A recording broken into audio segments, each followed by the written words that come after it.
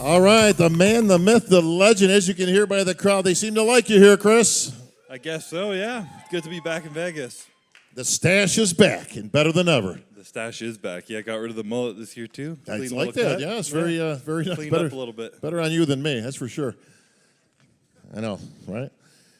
All right, Chris, we have this conversation every year. You've got some great contenders coming, but, man, you just keep doing the business over and over and over. But last year, you were getting pushed right till the end, and I know you had that nice heartfelt acceptance speech at the end, which really touched everybody in the Olympia audience. So anything different this year? I know every year seems to be not a struggle per se, but just gets more and more tough to achieve the same. Is it getting harder as you go on to retain this title? I guess it gets easier and harder in ways, you get used to it a little bit. And, like you said, with the competition coming up, there's some crazy younger guys coming who look absolutely amazing, and they push me to be my absolute best. And, that's what happened this year. This is my fourth time coming in here, so I know the rodeo. I know how to do it, know how to do what I do, and I'm excited. So, only I know what I did last year, and I know how to beat what I did last year, and I believe I did that. So I'm excited to show it off. Well, you did. You did have some good young talent coming up, and Urs Kalasinski, he's back again this year, and he's a young guy. What is he, 22, 23 years old, I think? Something like that, yeah. And I'd be remiss, of course, if I didn't recognize my Brazilian buddy, Ramon Dino, or Gino. I think Tamer was teaching me some Portuguese. So Dino is for dinosaur. Is that the cake with Ramon? So I made the mistake of going on a podcast, and I actually didn't pick Ramon to win. And the next day in my inbox, I had 4,000 dinosaur emojis. And I'm like, what is this? Like, all from Brazil. You don't want to mess with the Brazilians. No. They're loyal. Ladies and gentlemen, now entering the stage, the defending Arnold Classic Physique champion from the United States, Terrence Ruffin,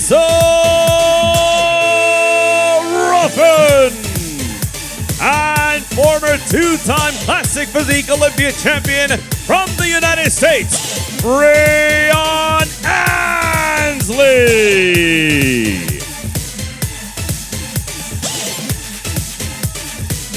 All right. You guys know each other? We met a few times. You met a few times, yeah. A few times, for sure. What up, Terrence? Hey, brother. Hey, everybody. How you guys doing? Love you guys. Thank you guys for being here. Yeah, Brian, when it comes to Classic, we were talking a little bit backstage. Loving the fade, man. Ooh, is it high enough? And I said, speaking of Classic, very kid in play, and Brian said, nobody's going to know who you're talking about, bro. We got a few people, right? We got some people. All the over 45 people, right? Oh, I remember kid in play. All right. Not quite there yet, but. See, I told you that somebody would know. These guys don't know. Yeah. You don't know. You don't know kid in play. No one understands. You really don't know kid in Brian play. looks like he's younger than us. No one understands. All right, Brian, we're back again. There's a lot of talk this year, man, on every podcast saying that you should have gone in the 212. They said your time here is done. You can't beat this guy. This guy's nipping at you. He got you one show last year, right? I think. Was it the Olympia last year? Two shows. 2 shows you got him. Actually, 3 shows. 3 shows you got him. 212's looking better and better, ain't it?